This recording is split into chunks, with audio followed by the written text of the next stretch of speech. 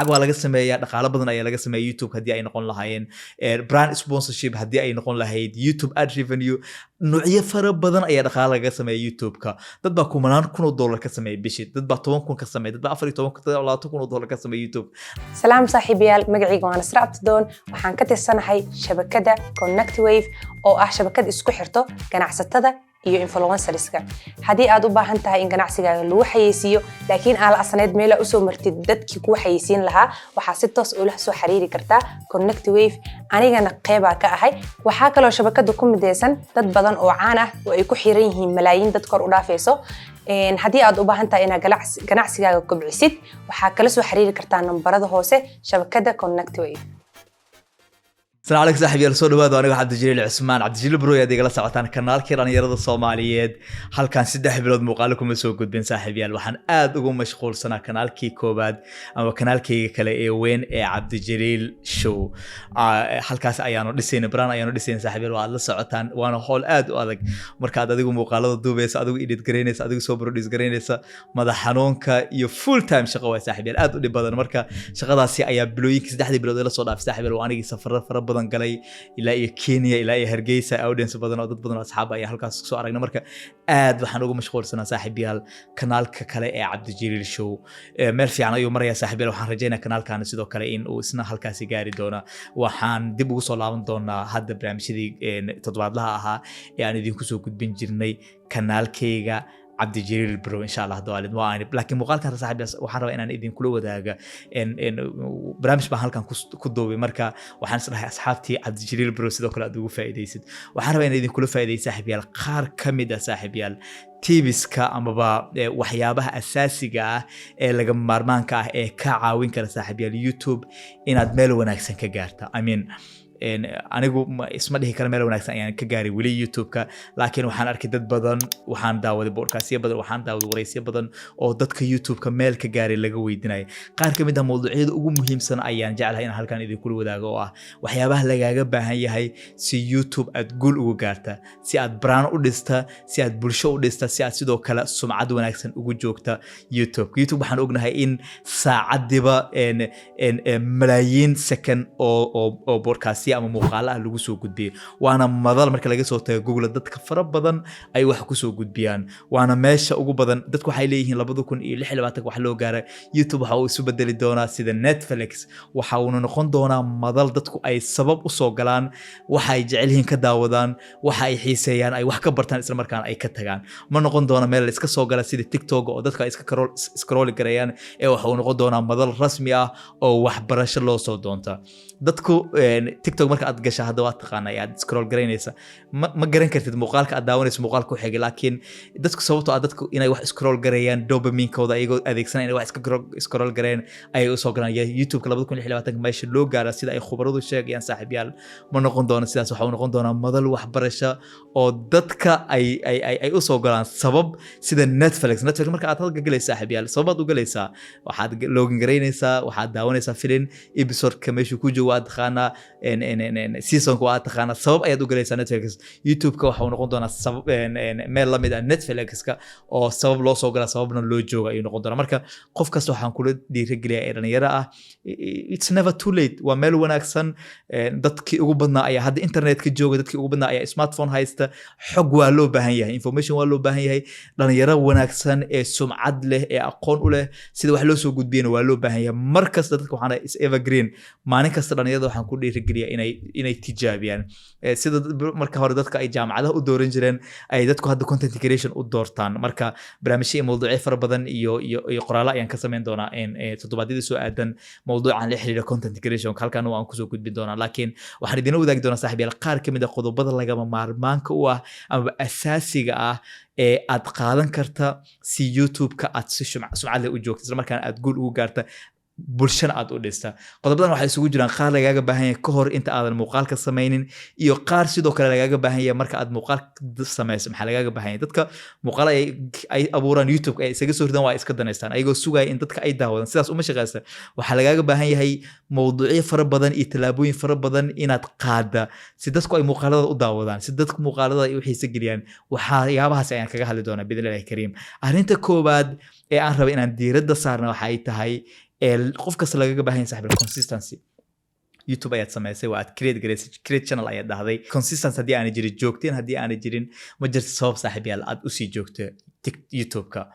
YouTube-ka dadku waxa ay kaliya daawanayaan waxa ay kaliya xiiseynayaan saaxiib yaal waxa ay xasuustaan ee kusoo noqnoqda ee ay daawanayaan marka haddii aad bishii hal muuqaal soo gudbinaysay haddii aad isbuuca hal muuqaal soo gudbinaysay haddii aad laba muuqaal soo gudbinaysay iyo haddii aad saddex muuqaal soo gudbinaysa waxaan idinkula talinayaa saaxiib yaal wax loo yaqaano joogteyn markasta waan ku celcelina saaxiib yaal dadku way ilaawayaan bilaadanku aad buu ilowsho dhow yahay saaxiib haddii maanta channelkaaga la soo booqdo oo muuqaal lagaa waaye beri saaxiib yaal qofka wuxuu aadayaa the next channel buu aadayaa ee update-ka ah ee markasta muuqaalo soo gudbiyey ee markasta ay arkayaan ee markasta information ay ka helayaan marka haddii aanay joogteyn jirin saaxiib yaal faashil ayaa tahay saaxiib yaal suurtagalna ma kuu noqon doonta in YouTube aad guul ka gaarto marka consistency waa wax loo yaqaan joogteen gaar ahaan dhalinyarada cusub ee janalada cusub bilaabay waxaan kula taliyaa aniga in ay ku bilaabaan isbuuci ugu yaraan 3 muuqaal inay ku bilaabaan marka aad isbuuci hal muuqaal soo gudbin karta waa marka dadka lab ay ku barteen waa marka dadku ay garanayaan quality content aad soo gudbinaysa waa markaad bulsho iyo sumcad iyo brand dhista markaas xitaa bishii haddii aad hal muuqaal soo geliso inkastoo aan dadka kula dhiirigelin leesinimada inay muuqaalada yareeyaan laakiin markaasi dadku ay ku garanayaan notificationka ayaa lagu furtay dadku si joogta ay usoo booqanayaan kanaalkaaga waa ay sugayaan waxay meel la bartay ay noqonayaan oo qofka kusoo sajin garaynaya laakiin haddii aad cusub tahay ee aad rabta inaad si xawli ah ku korto korriimo xawli ah sameysa waxaan idinkula talinaya wax loo yaqaano consistency amaba joogteynta aniga waxaan xusuustaa 2024 markii aan bilaabay channelkayga koowaad ee Cabdijaliil Show inkastoo news u badnaa berigaasi waad xusuusan kartaan maalintii 4 muuqaal iyo 3 muuqaal ayaan soo gelin jiray YouTube-kayga marka dadka marka aad kusoo badbadata ee aad aragta ee ay xusuustaada aad kusoo laalaabat saaxiib waa ay kula qabatimayaan oo ay kula qabsanayaan isla markaana waa ay ku rugmanayaan marka consistency saaxiib waa shuruudda koowaad ee qof kasta oo dhalinyaro ah oo raba inuu YouTube-ka guul ka gaaro aan kula talinayo arrinta labaad saaxiib yaal waxa ay tahay learn yourself adigu isbara marka hore YouTube-ka saaxiib yaal malaayiin saacadood ayaa maalintii lagu soo gudbiyaa oo muuqaala ah waana very crowded place waa meel aad dadku ay u buuxaan oo qof kasta oo attention-ka uu la dagaalamaya audience waa oo dad raadinaya haddii aadan saaxiib yaal garanayna waxaad soo gudbinaysa ee aadan adigu is aqoonin aad bay u adag tahay sidoo kale inaad guul ka gaarto YouTube-ka isla markaana aad dhista madal sumcad leh waana waxa loo yaqaano learn yourself waxaan sidoo kale rabtaa inaad isweydiiso su'aalaha ah waa inaad sidoo kale isweydiisaa su'aalaha dadku maxay jecel yihiin adigu maxaad ku wanaagsan tahay maxaad sidoo kale jeceshahay haddii aanu jirin dadku waxa ay jecel yihiin amaba niche aanu jirin aad bay u adag tahay saaxiib yaal inaad halkaan sidoo kale guul ka gaartaan haddii sidoo kale waxa aad soo gudbinaysa aadan adigu jeclayn ee aadan adigu rabinna aad bay sidoo kale u adag tahay saaxiib yaal inaad guul ka gaarto YouTube-ka isla markaana aad bulsho sumcad leh dhisato marka sidoo kale saaxiib yaal waa inaad ogaataa qofka aad adigu tahay waxa aad jeceshahay iyo dadku waxa ay rabaan saddexdaas shay marka ay kulmaan ayaa waxa aad guul ka gaari kartaa YouTube-ka isla markaana aad dhisi kartaa kanaal sumcad leh arrin saddex saaxiib aan rabo inaan idin wadaago ee xiriirta kobaca YouTube-ka iyo dhismaha audience-ga oo waxa loo yaqaan a valuable content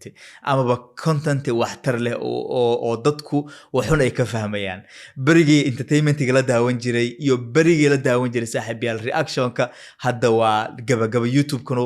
dadku uma soo galaan hadda waxaas inay daawadaan 2026 meesha lagu gaaro YouTube waxa uu noqon doonaa si lamid ah sida Netflix-ka oo dadku marka ay soo galaan saaxiib yaal waxa ay u soo gali doonaan sabab rasmi ah oo ay rabaan inay wax ka faa'iidaan ama xog ay ka qaataan ama ay wax ka bartaan marka warbaahinta dadku waxay dhihi jireen ama warbaahinta kooga asaaskeeda waxa uu ahaa inay dadka madadaaliyaan inay dadka wax u sheegaan iyo inay dadka educate gareeyaan ay inform gareeyaan marka entertainment-ga saaxiib yaal niche-ka entertainment-ga aad buu hoos ugu dhici doonaa haddii aanay caruur ahayn laakiin dadka waaweyn saaxiib yaal waxay rabaan content wax dhis leh ama content micno dadka u sameynaya oo dadku ay wax ka faa'iidayaan haddii aad channelkaaga kusoo gudbiso wax maalan yacli ah meel dadka lagu aflagaadeeya iyo meel dadka lagu madadaali xitaa wanaagsan aanay ahayn saaxiibayaal ama reaction iyo waxaas lagu sameeyay kanaaladaasi ma socon doonaan dadkii YouTube markay annaga oo aan YouTube lahayn YouTube ku jiray ee reaction ku sameynayay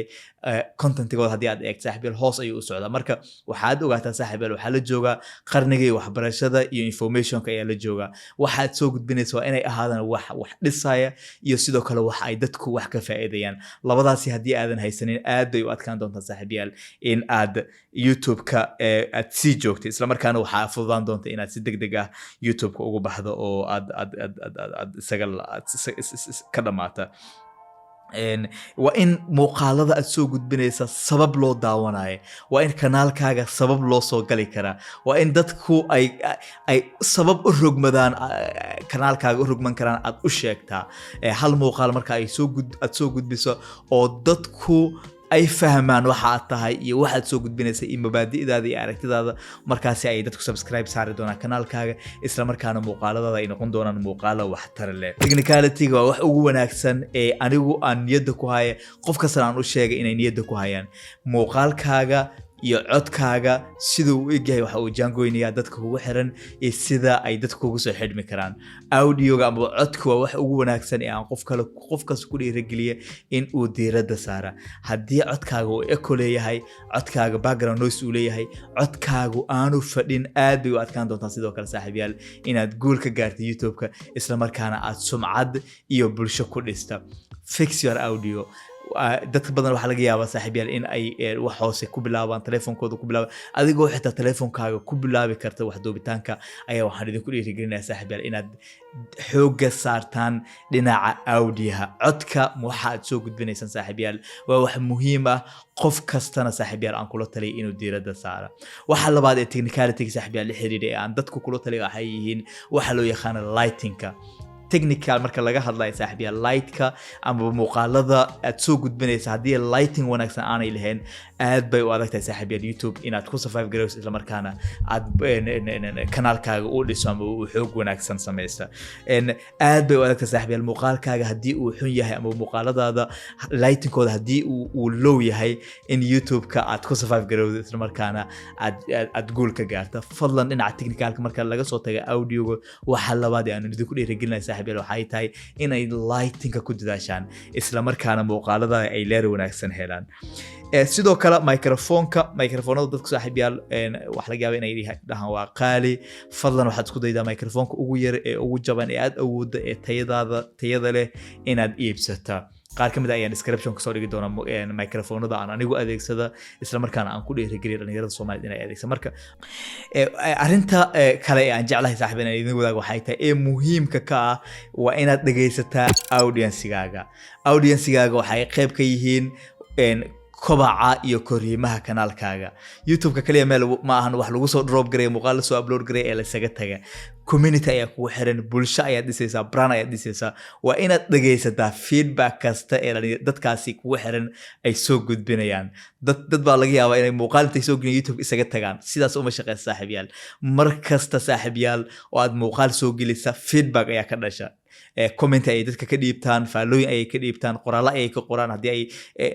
Facebook soo dhigaan haddii marka waa inaad dhageysataa communitygaaga iyo waxa ay rabaan iyo waxa ay dalbaneen iyo waxa ay tahay feedbackooda mar kasta oo communitygaaga ay wax kuu soo qoraan waa inaad qaadataa feedbackgaas positive ha noqoto ama negative ha noqoto haddii ay positive tahay waa ay ku dhiirigelinaysaa waxa ay kugu dhiirigelinaysaa waxa aad haysa inaad laba jabaarta haddii ay negative tahay sidoo kale waxay kugu dhiirigelinaysaa in aad ka barata cashar wixii hore aad qalatay maalin kasta ayaa nala dhaliilaa maalin kasta ay dadku noo sheegaan waxyaaba qalbi jab iyo niyad jab ah oo ayna dhaliilaan oo ayna aflagaadiyaan laakiin saaxiibayaal waxa lagama maarmaanka ah ee qof kasta oo Soomaaliyeed aan kula talinayo waxa weeye saaxiibayaal inaad ogaato audience-gaaga iyo waxa ay rabaan iyo waxa ay dalbanayaan iyo martida ay dalbanayaan iyo mawduucyada ay dalbanayaan iyo qaabka ay u dalbanayaan iyo feedback ay ka soo gudbinayaan muuqaalka aad maanta duubi doonto aad bari duubi doonto kii ka horeeyay dabcan waa inaad ogaataa feedback marka commentiyada saaxiibayaal saaxiibayaal ama 100 comment ha noqdaan ama 50 comment markasta oo janaalkaaga yar yahay waa markasta oo commentiyadaada iyo falcelintaada ay yar tahay marka waxaa ku sahlanaanaysa inaad dhageysato audience-gaaga isla markaana aad feedback iyaga ka qaadata haddii janaaladu waaweyn aad leedahay dad badan baa laga yaabaa inay 100 kun ku xiran yihiin anu iminka dee dad badan iguma xiran dee 200 iyo wax baa laga hadlayaa laakiin dad baa malaayiin ku xiran yihiin dad baa 100 kun ku xiran yihiin laakiin fadlan isku day haddii aadan xitaa ugu yaraan akhrin karin 100 comment isku day inaad akhriso 20ka ama 15 comment audience brand baad dhisaysaa saaxiibayaal ma ahan meel aad wax isaga soo tuuraysa isaga soo tagays qashin maaha dustbin maahan meeshan waa brand way waa businesskaaga waa ganacsigaaga youtube-kaaga waa inaad u tixgelisaa sida ganacsiga ninka dukaanlaha leh sida ganacsigiisa u tixgeliya ee uu feedback ugu qaata customerkiisa waa inaad adiguna client-gaaga ama audience-gaaga aad feedback ugu qaadataa marka youtube-ka saaxiibayaal wax ugu wanaagsan dhinaca comment-ga community ayaa jira sidoo kale youtube-ka marka aad muuqaal soo dhigto community ay dadka kaga falcelin karaan waa inaad sidoo kale halkaasi saaxiibayaal diiradda saartaa isla markaana aad halkaasi dadka feedback-googa iyo aragtidooda ka dhageysataa audience-ga iyo inaad dhageysata marka laga soo tago saaxiibayaal waa inaad sidoo kale saaxiibayaal niche-ka aad dooranaysa waxa uu qayb ka yahay saaxiibayaal inaad koriimo wanaagsan sameysa isla markaana youtube-kaaga uu koriimo koro audience badan ay kugu soo koraan marka niche-ka saaxiibayaal iska hubi niche-ka aad daawanaysa ee aad dooranaysa haddii ay noqon lahayd podcast haddii uu noqon lahaa youtube day to day waxa aad soo gudbinaysa ma yihiin waxaad adigu jeceshahay waxay dadku xiiseynayaan waxaad aqoon u leedahay niche-ka ugu wanaagsan dhinaca teknolojiyadda la xiriirta dhinaca financing la xiriirta personal growth waa niche-ka ugu wanaagsan ee youtube-ka laakiin waa inaad ogaataa saaxiibayaal inaadan niche dhisi karin haddii aadan adigu niche-kaasi jecleen haddii aadan research samayn karin haddii aadan produce gareyn karin haddii aadan adigu ku raaxaysanayn wax aad soo gudbinaysa aad bay u adagtahay saaxiibayaal inaad brand dhista isla markaana aad niche samaysata marka waxaan idinku dhiirigelinayaa saaxiibayaal youtube-ka dad badan ayaa soo gala oo ay ka cararayaan sababta waxay tahay niche-ka ma aha niche ay jecel yihiin ma aha niche ay aqoon u leeyihiin mana aha niche dadka Soomaaliyeed xitaa ay jecel yihiin for example haddii aad youtube furato oo aad ka sheekayso maanta drugs iyo sida loo isticmaala ama aad ka sheekayso alcohol haddii aad ka sheekayso waxaan loo joogin saaxiibayaal cid daawanaysa ma lahan marka niche-ka waa sidoo kale wax ugu muhiimsan ee aan dhalinyarada Soomaaliyeed ku dhiirigeliyay oo aan kula taliyay inay diiradda saaraan ka hor inta aanay bilaabin inay brand dhisaan dhinaca youtube-kooda sidoo kale saaxiibayaal waxaan idinku dhiirigelinayaa oo dad badan aan arkay oo khalad ay sameynayaan don't chase money lacag ka raadinin dad badan ayaa youtube waxay u soo galaan inay dhaqaale ka sameeyaan waa run youtube dhaqaale ayaa laga sameeyaa laakiin ujeedada ugu weyn ee youtube-ka loo joogo ama dadku ay wax ugu soo gudbaan kaliya ma aha dhaqaale waxay tahay in ay brand dhisaan waxay tahay inay sumcad dhisaan waxay dhisaan inay community dhisaan ayaa wax ugu muhiimsan iyo inay dadku wax u faa'iideeyaan sababta ugu badan ee youtube wax looga soo gudbiyo marka haddii ajandahaaga iyo ujeedadaada koobaad ay tahay inaad lacag ka sameysa inaad dad scam gareysa inaad koorsooyin iyo waxa loo joogay dadka iibisa halkaas waad lumaysaa si degdeg ah ayaadna ugu dhacaysaa saaxiibayaal salaanka ugu dhici doontaa amaba aad u soo dhici doontaa amaba aad khadka ugu bixi doontaa marka waxaan dhalinyarada Soomaaliyeed kula marka aad brand dhisayso don't chase money lacag ka raadinin lacagtu ma ahan ajandaha koobaad ee youtube loo sameeyo lacag waa laga sameeyaa dhaqaale badan ayaa laga sameeyaa youtube haddii ay noqon lahaayeen brand sponsorship haddii ay noqon lahayd youtube ad revenue noocyo fara badan ayaa dhaqaale laga sameeya youtube-ka dad baa $10,000 ka sameeya bishii dad baa 10,000 ka sameeya dad baa 14,000 ka sameeya youtube laakiin ujeedada ugu weyn saaxiibayaal ma aha dhaqaale ujeedada ugu weyn waxaa waaye inaad sumcad dhista inaad brand dhista inaad bulsho dhista iyo sidoo kale in aad dadka aqoonto ugu faa'iideyso aad wax u soo gudbiso marka don't chase money marka aad youtube bilaabayso saaxiibayaal noocyo fara badan oo lacag looga sameeyo youtube ayaa jira book iyo course labaduba aan diyaarin laakiin waxaan rabaa inaan book ka qoro hadda koorsada waqti uma hayo laakiin waxaa jira noocyo fara badan oo aad youtube lacag laakiin ajandahaaga koobaad saaxiibayaal yaanay noqonin in aad youtube-ka usoo gashay inaad lacag ka sameysa salaanka ayaad ka dhici doontaa si degdeg ayaadna suuqa ugu dhici doontaa si degdeg ayaadna suuqa ugu bixi doontaa waxaad u baahan tahay inaad focus gareysa value-ga audience-gaagana ay number 1 ku noqdaan marka audience-ga iyo followers-ka iyo dadka ugu xiran ay number 1 noqdaan lacagtana oo number 2 ay noqoto sumcad ayaad dhisi doontaa magac ayaad dhisi doontaa sidoo kalena waxa aad si wanaagsan ayaadna ugu kori doontaa youtube-ka haddii aad tahay qof wax soo gudbiya arinta kale ee muhiimka ah haddii ay tahay aad tahay dadka wax ku soo gudbiya youtube-ka ama podcast ha noqdo waa inaad u baahan tahay inaad back up gareyn karta waxa aad soo gudbinaysa amaba waxa aad soo gudbinaysa aad proof gareyn karta dad baa anigu iminka podcast ayaan soo gudbiya oo dadka ay igu yaqaanaan dadka aan wareysta ayaa proof gareynaya waxa ay soo gudbinayaan inay yihiin wax sax ah inay yihiin wax khalad ah mana soo gudbiya wax kasta dabcan waxa laga yaabaa bishii 2 podcast 3 podcast inaan kansala Cabdijiil Show ahaan barnaamijyo fara badan ayaan qabtaa oo aan kansala sabab la xiriira inaynan la kulmi karin standardka barnaamijyada aniga aan rabo maalintii intaasoo qof ayaa barnaamijyo ii soo bandhiga bishii waxa laga yaabaa intaasoo podcast inaan qabo intaasoo barnaamij inaan qabto laakiin barnaamij kasta oo aan duuba anigu ma eergaray ama ma sii daayay sababtuna waxay tahay barnaamijka marka aan duuba ma garan kartid dabcan qofku noqonayay iyo wuxuu yahay ma garan kartid laakiin marka aad duubto barnaamijka qofka aad dhageysataa aad edit gareyso waxaad ogaan kartaa waxaad jaangoyn kartaa barnaamijka inuu yahay barnaamij ku haboon daawadayaashaada iyo inaanu yahay barnaamij ku haboon daawadayaasha marka anigu Cabdijiil ahaan marka waxaan sameeyaa waa in qofka waxa uu ii sheegay audience-ga uu proof gareyn karo haddii qofkaas aan waxaas proof gareyn karin isla markaana aanu back up gareyn karin informationka iyo xogta iyo dacwadda iyo fariinta uu gudbinayo barnaamijkaasi ma soo gudbiyo aan cancel gareeya martida waxaan u sheegaa aad baan ugu xumahay barnaamijkii aan ka qabtay ma soo gudbin kara sabab la xiriira inaanu la mid gareyn karin ama inaanu la kulmi karin standardkii iyo tayadii aan ka reebay barnaamijyada aan soo gudbiyay Cabdijiil Show marka runta waxa ay tahay inaad back up gareyso markaan aad proof gareyso waxa ay soo gudbinayaan aad soo gudbinaysa ama dadka aad marti qaada ay soo gudbinayaan marka ha ka baqeen in aad qof niyad jabis ha ka baqeen inaad qof noo dhahdo haddii qof uu kula soo hadla uu ku dhaha podcast iga duub ama fariin iga duub ama muuqaal iga duub u sheeg waxaad leedahay raali noqo ka dhageyso qofka dabcan waa bini aadan ixtiraam ayuu mudan yahay waa inaad ka dhageysataa telefoonka qabataa u sheegtaa markuu fariinta kuu soo gudbiye dabcan fariin u dir waan ka xumahay barnaamijkaad ii sheegtay ma qaban kara sabab la xiriira inaanan ku qancin informationka aad ii sheegtay iyo sidoo kale mawduuca aad rabtay inaad ka hadasho wayba dhacdayba bini aadan baa tahay inaad qofka martida aad la kulanto studio aad keenta fariin aad ka duubta ama muuqaal aad ka duubta barnaamijkaasi nuxurkiisa haddii aadan ku qancin qualitygiisa haddii aadan ku qancin dadka iyo aad la hadasha ama qofka aad la hadasha fariinta uu gudbinaya haddii aanu back up gareyn karin isla markaana uu hoos kuu dhigayo sumcad ahaan audience-gaagana aanay ku habooneen waa inaad diiradda daaqada ka saarta isla markaana aad dadka bin ku tuurtaa marka waa arrin kale oo muhiim ah oo aniga dhalinyarada Soomaaliyeed aan kula taliyay si YouTube-ka ay guul ugu gaaraan isla markaana ay audience u dhigaan marka inta barnaamijka ay intaas kulansata consistency-ga aad ku dadaasha isla markaana waxa aad soo gudbinaysa aad iska fiirisa 100 jeer waxa laga yaabaa dad badan inay YouTube-ka soo geliyaan YouTube marka la soo geliyo saaxiibayaal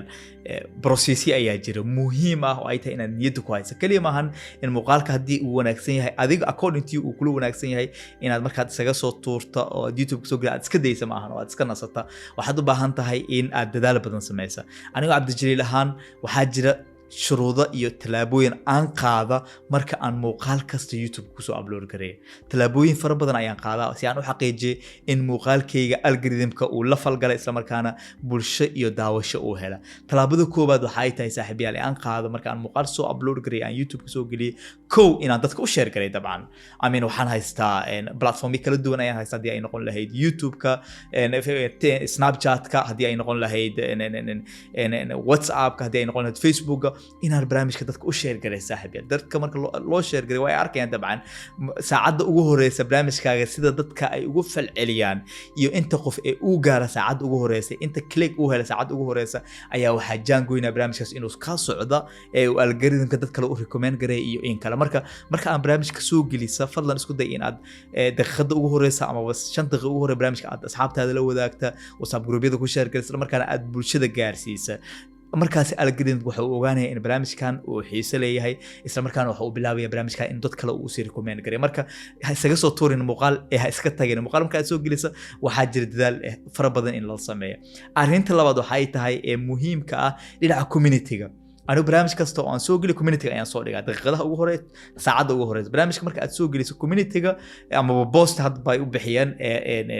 I think janaalada cusub waa ay xitaa hadda waa loo ogolaaday laakiin qaybta community-ga ee YouTube-ka waa meel cajiib ah sida Snapchat-ka sida Facebook story-ga sida Reels-ka baad asxaabtaada ula falgali kartaa waxa laga yaabaa in Facebook inaan soo geenin inaan community-ga YouTube-kayga aan sawir soo geliyo waxa laga yaabaa 2,000 qof 3,000 qof ay aragtaa marka community commentiga waa taab kale amaba aalad kale oo muhiim ah oo aad dadka kula falgali karto oo aad dadka kula sheekaysan karto oo aad dadka fariimahooda kaga jawaabi karta arrinta saddexaad waxay tahay ee muhiimka ah ee marka aad muuqaalka soo upload garay saaxiibayaal aan idin kula talinaya inaad commentiyada dadka ugu jawaabtaan dabcan meeshaan ma ahan marka haddii aan ku celiyo dee meel waxa isaga soo tuuri isaga tagaysa ma ahan dadku fikrada ay qabaan waa inaad ka jawaabtaa commentiyada dadka u mahad celisa qof hadduu fariin kuu soo diro amin hadda waxay soo kordhiyeen YouTube-ka xitaa AI waxay soo kordhiyeen AI chat reply by auto chat reply adigoo xitaa waxba aan qorin ba qofka marka uu comment kuu soo diray dhinaca haddii aad aragtaanba dhinaca studio ayaan ka arkaa aniga automatically reply-ga isagaba ii qoray marka anigu waan click gareeyaa kaliya qofku waan u diraa marka YouTube-ka waxa uu ku fiican yahay dhinaca AI-ga hadda waxa uu bilaabay in dadka xitaa aad u reply gareyn karta aad reply u gareyn karta ama falcelinta commentiyada ay soo bixeen aad ugu jawaabi karta marka fadlan sidoo kale marka community laga soo tago isku day dadka in aad reply u gasho isla markaana aad fariintooda in ay ku soo gaarto aad u muujiso waa arrin kale oo muhiim ah oo qof kasta oo Soomaaliyeed kula talinay ee YouTube ka raba inuu guul ka gaaro ama uu brand fiican dhisa arrinta saddexaad waxay tahay afarta afraad waxay tahay saaxiibayaal wax loo yaqaan cross platform inaad haddii aad leedahay TikTok haddii aad leedahay YouTube Facebook aad sidoo kale barnaamijkan marka uu maalin ku jiro ama saacado uu ku jiro in aad reels u jirta ama aad yareysa 30 second 40 second 50 second 60 second daqiiqad aad soo gelisay account-daada kale waxa laga yaabaa audience ayaa dhisaysa waxa laga yaabaa audience-ga saxda ah inuu TikTok joogo audience saxda ah inuu Instagram joogo audience saxda ah inuu Facebook joogo laakiin YouTube waxa isaga soo tuurtay oo aan dadka ku aqoonin anigu imsa igu dhacda muuqaal aan soo dhigay baan inta wax ka jira TikTok geliya marka ay leeyahay oo maanan ogeyn inaad TikTokna sidoo kale haysato way dhacda everyday bay igu dhacda marka aad muuqaal soo gelisa saaxiibayaal aad muuqaal soo gelisaan YouTube-kiina haddii aad aragto aniga marka qaar waxa igu dhacda waxa laga yaabaa barnaamij inaan soo geliyo barnaamijkii aanu perform gareyn si la rabay aanu zaid u socon barnaamijka maxaa dhici kara waxaan sameeyaa maalinta labaad baa waxaan sameeyaa barnaamijkaasi aad baan u jarjaraa intaan aad u jarjara baan TikTok soo geliyaa isla markaana dadka waxaan u sheegay in muuqaal kale oo dhameystiran ay ka daawadaan YouTube-kayga Cabdijiil Show waa cross platform posting baa la waa sida ugu wanaagsan ee audience-ga lagu dhisi karo waa isla markaana aad traffic ugu generate gareyn karta ama traffic aad u soo diri karta dhinaca YouTube-ka aad u soo diri karta waa marka try marka aad muuqaal soo gelis haddii muuqaalkaasi aanu perform gareynin iyo xitaa haddii uu perform gareynayo in aad muuqaalkaasi intaad yareyso sekana iyo daqiiqada ka jarjarta aad platformyada kale ee TikTok-ga iyo Instagram-ka iyo Snapchat-ka iyo Facebook-ka reels-kooda aad soo gelisay dad badan ayaa xaqiiqa inay ka soo raaci karaan isla markaana ay YouTube-kaaga tagi karaan waana nooc cusub oo hadda soo kordhay oo dadka aan kula talinay dhalinyarada Soomaaliyeed inay ku dadaalaan si ay audience u dhisaan bulsho ay u dhisaan isla markaana ay ula falgalaan dadka ay wax u soo gudbinayaan waana cross platform posting wax loo yaqaan waa saaxiibayaal arrinta kale ee ugu muhiimsan waxay tahay saaxiibayaal thumbnail testing saaxiibayaal waa arrin kale oo muhiim ah oo qof kasta oo Soomaaliyeed aan kula taray ee YouTube rabo in ama idea i weydiiso thumbnail test waxay tahay muuqaal kasta oo aan soo geliyo aniga YouTube-kayga 3 thumbnail ayaan u sameeyaa kow laba saddex ayaan doortaa marka waxaan sameeyaa thumbnail testing YouTube-ka isaga ayaa go'aan ka gaaraya 24 saac kadib thumbnail-ka ku wanaagsan YouTube-ka muuqaalkaasi marka isku day qaybta analytics-ka waan ka hadli doonaa inaad isku daydo saaxiibayaal inaad thumbnail badan aad samaysato muuqaalka qaybta thumbnail testing-ka waan sidan ay u egtahay haddii aad screenshot-kan aragtaan saaxiibayaal anigu muuqaal kasta waxaan sameeyaa thumbnail testing ayaan sameeyaa marka muuqaal thumbnail testing YouTube-ka isagu wuxuu ogaanaya muuqaalka thumbnail-ka ugu badan ee markii uu saaraa muuqaalkan ay dadku click gareynayeen marka waxa next wuxuu sameeyaa marka thumbnail-kaas ayuu ku daynaya saddex muuqaal kasta waa inuu leeyahay 3 thumbnail marka aad YouTube-kaaga soo gelinaysa dhinaca analytics saaxiibayaal ama wax loo yaqaan back end YouTube-ka waa sidoo kale wax kale oo muhiim ah oo ay tahay inaad niyada ku hayso saaxiibayaal marka aad muuqaal soo gelinaysa YouTube-ka ama aad rabtaan inaad YouTube-ka kobac ka gaartaan analytics waa jaamacad cusub waa jaamacad kale oo YouTube-ka la xiriirta waxaad ka ogaan kartaa audience-gaada iyo meesha ay joogaan iyo age-kooda iyo waxa ay xiiseynayaan iyo sidoo kale iyo mowduucyada trending-ka ee mowduucaad soo gelisay waxaa jira YouTube idea wax la dhaha hadda mowduuca markaad muuqaal soo gelisa waxa ay eegayaan muuqaalka ugu wanaagsan ee isbuucaasi dadku ay sida wanaagsan u daawadeen ee sida wanaagsan ay ugu falceliyeen waxa ay sidoo kale ku siineen idea la xiriira muuqaalka xiga ee aad sameyn karta ee muuqaalkaasi la xiriira marka dhinaca back end YouTube-ka wax cajiib ah ani barnaamij kasta oo aan soo geliya اسبوع maalin markuu ku jiro waxa ay siiyaan qaybta idea oo muuqaal barnaamijkan aad soo gelisay wuxuu ahaa barnaamij xiiso badan waxaan ku siinaynaa idea next step muuqaal kaas la mid ah si aad u soo hagaajiso marka back endiga saaxiibayaal waa wax muhiim u ah waxaad ogaan kartaa audience-gaaga meesha ay joogaan age-kooda ayaad ogaan kartaa lambarka ay yihiin iyo meelaha iyo waxyaabaha ay xiiseynayaan ayaad ogaan kartaa characteristics-kooda iyo waxyaabaha ay jecel yihiin inta saacadood ay muuqaalkaaga daawadeen click rate-ka wax kasta ayaad ka ogaan kartaa marka qof kastoo dhalinyaro ah waxaan rabaa inaan kula taliyay haddii aad rabto inaad YouTube guul ka gaarto isla markaana aad bulsho dhista sumcad leh aad dhista YouTube back endiga waqti badan geli isla markaana fahan guud ka qaada sida loo adeegsado sida xogaha looga baara iyo sidoo kale sida dadka loola falgala back endiga waa meel muhiim ah oo aad ka ogaan kartaa fariinta ama next video ee aad soo gelinaysa waxa uu ku saabsanaanay marka back endiga saaxiibayaal yaan la moogaanin ayaan sidoo kale dhihi lahaa waxaad saaxiibayaal waxaan rajaynayaa inaanu intaas isla fahanay waa qaar ka mid ah qodobada aan kula talin lahaa qof kasta oo dhalinyaro ah oo Soomaaliyeed oo YouTube bilaabay in uu maanta diiradda saara haddii uu rabo inuu guul ka gaaro YouTube-ka haddii uu rabo inuu sumcad dhisa haddii uu rabo inuu brand dhisa muuqaalada la xiriira dhalinyarada kanaalkan Cabdijaliil Bro saaxiibayaal waanu soo kordhin doonaa insha Allah haddii aad leedmo barnaamijyo kale ayaanu ka sameyn doonaa aad u mahadsantiin